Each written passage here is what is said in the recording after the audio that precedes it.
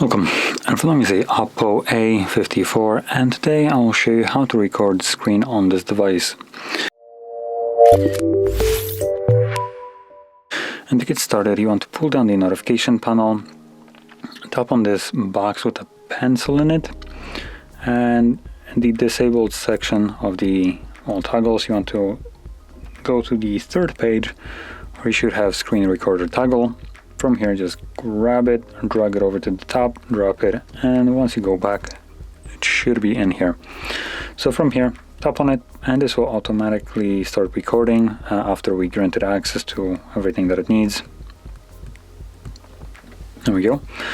Or actually won't start automatically recording, it will give us a guide first. So as you can see, we have the record, settings, and close buttons. So from here, let's tap on the red circle.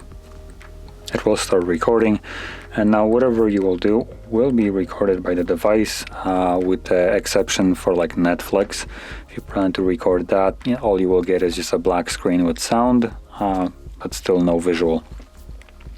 Once you're done with it, interact with the gray box right there and tap on the red square to stop the recording. And this will save the recording to your gallery, as you can see right here.